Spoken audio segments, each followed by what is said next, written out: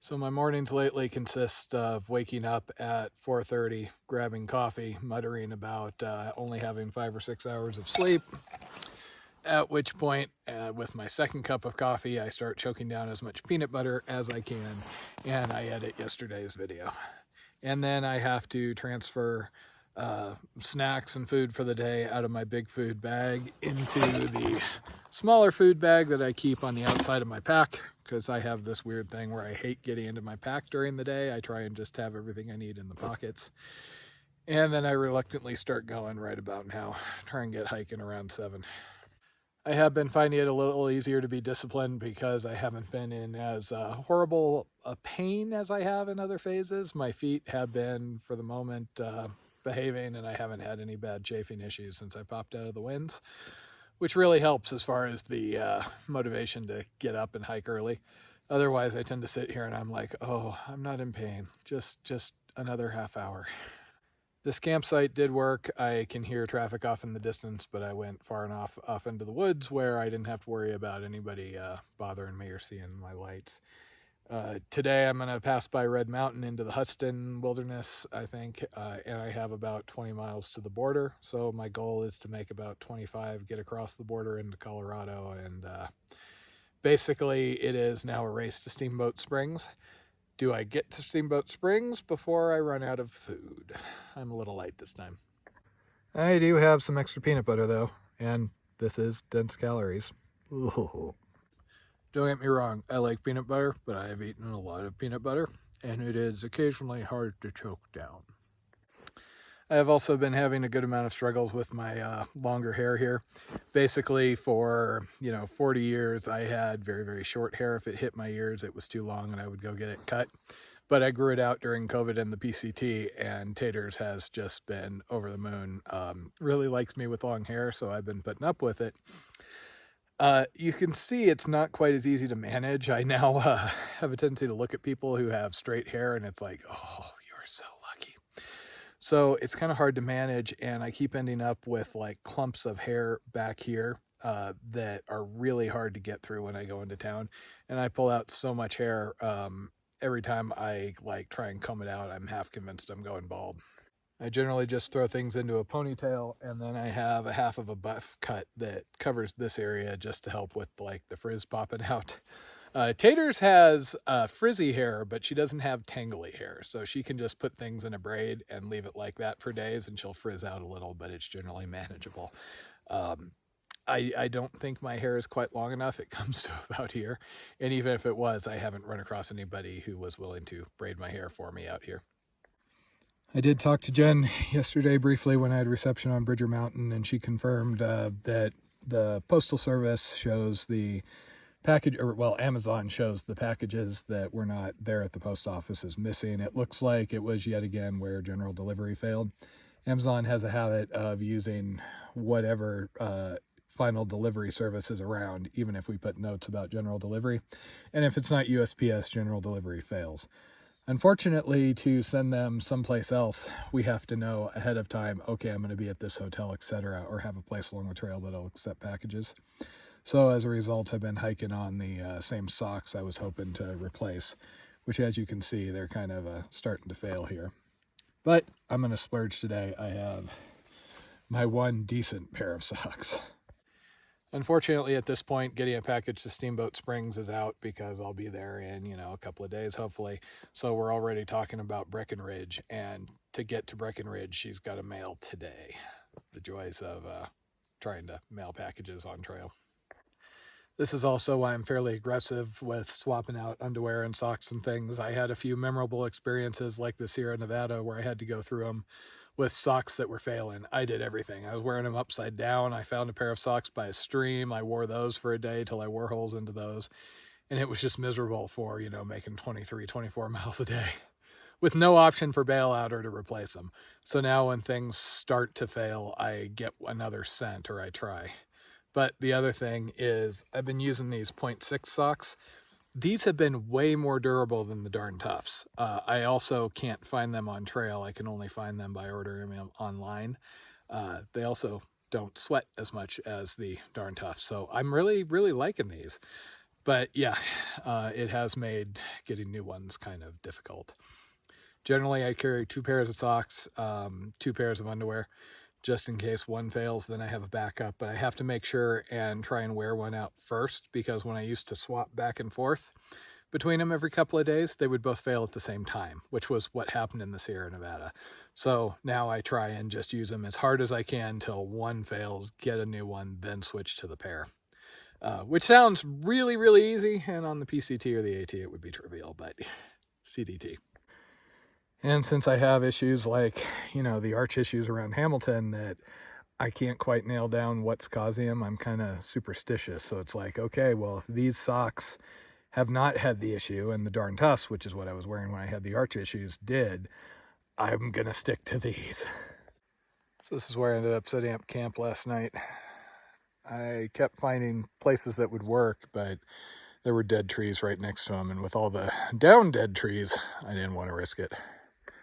You might notice I'm on a noticeable slope. That really doesn't bother me as long as the slope isn't enough where I'm sliding down. And since I don't have a super slippery air mattress, this tends to give me a little more flexibility. And when it rains, being on a slope like this really, really helps, because if a ton of water comes down, it's going to move through, versus if you're on a complete flat, or, God help you, in a depression, you can end up on basically a waterbed with, a sizable puddle underneath your tent. And if you're not really careful, you can end up with water inside the tent and a wet sleeping bag and all sorts of trouble. So as you can see, I came a fair sight back from the road. And you wonder why I don't like trails that got people on them. Been finding lots of toilet paper the last day or two. The worst was actually along the ATV sections, where it seemed like somebody was peeing and then leaving like a large clump of toilet paper just sitting out right beside the trail. So today is a milestone of sorts. In about 20 miles, I should be at the Colorado-Wyoming border. So hopefully this will be my last night in Wyoming. Of course, the halfway mark on this trail doesn't have much actual meaning, just because, for all the people around me that did Super Butte, Anaconda, etc., their miles hiked are hundreds of miles off from mine. So it's kind of really nebulous. And going into Colorado, there are plenty of alts and shortcuts and things down there. Versus, of course, on the AT, PCT, pretty much everybody's doing the same thing. So the middle marker does have kind of more meaning.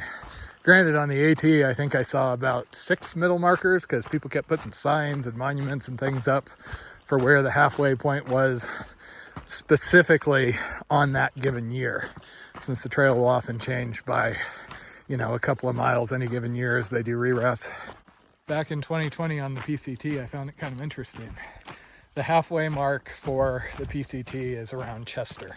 There's this little stone monument there at around 1,300 miles, and you're still in Northern California. And I actually saw a lot of people around me faltering at that point.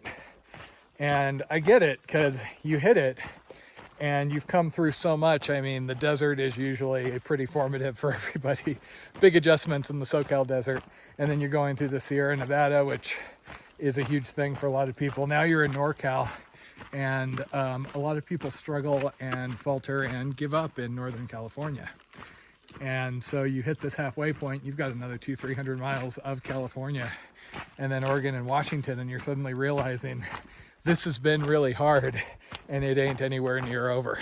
That's why you'll hear people talk about the NorCal blues, and why Northern California, Oregon is a big bail point for a lot of people. And I will admit to feeling a little bit of exhaustion here. The idea, because it's been fun, but it's been a rough trail so far, and it feels like I should be more than halfway done at this point. I'm moving faster, etc., etc., but I got to get through Colorado. I think, assuming I make it, at the point that I'm at the southern Colorado border, which is going to be another 700 miles, at that point I'll start feeling better, because I'll still have another 700 miles through New Mexico. But Colorado has been the big worry this entire time. So just so you have something to compare, I have been through Wyoming. About 508 miles is the red line distance. So yeah, Colorado, much higher. I'm now into September, so all the weather challenges that will occur there, plus being at altitude, plus the time gets shorter and shorter. I do remember it being kind of entertaining in Northern California as all the party groups that were just out there drinking and hiking dispensary to dispensary, screwing around, taking as many zeros as they could fit in, all of a sudden realized that there was a schedule if they wanted to make the monument. People started freaking out, and a good chunk of the larger party groups, I remember, basically jumped ahead. That way they could screw around more without having to buckle down and hike.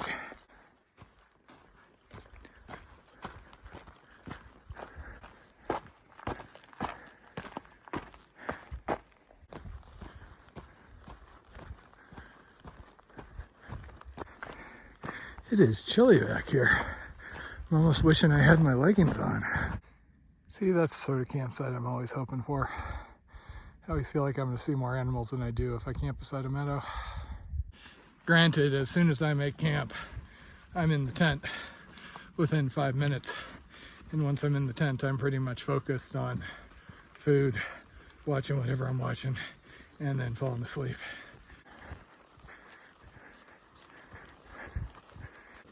No other hikers, but one hunter so far. I was kind of surprised because I hadn't seen much big game back here. He said he did see a herd of elk up ahead.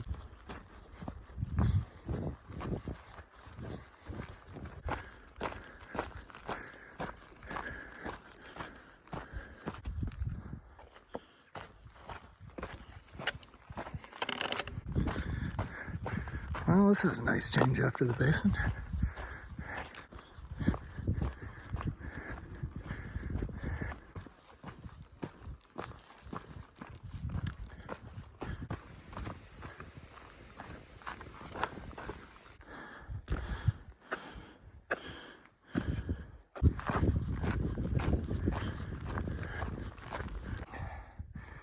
It is still a warm day out here.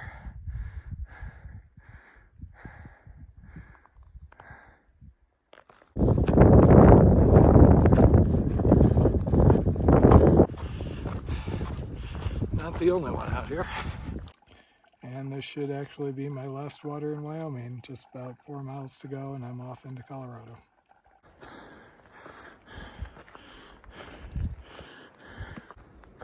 And welcome to the Colorado border. Not even a sign. No sign because I was not quite there.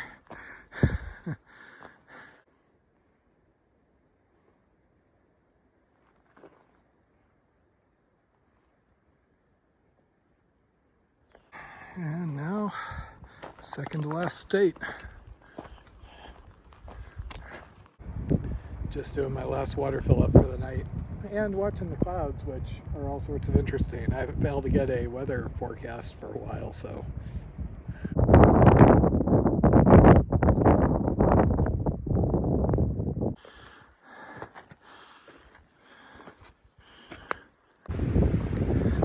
I've been in Colorado all of an hour or two, and it's already raining on me. Okay, ran into another pair of elk hunters. And per them, there's a cold front coming in.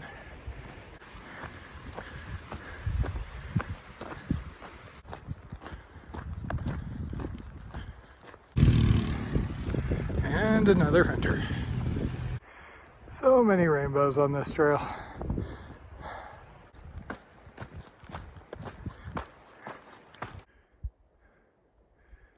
I'm about at 25 miles, so pretty much time to find camp. Just before 8 o'clock and just light enough to be able to find a campsite.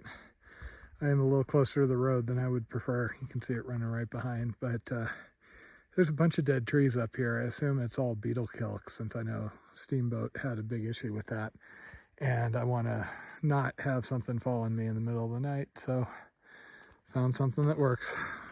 Home sweet home for the night.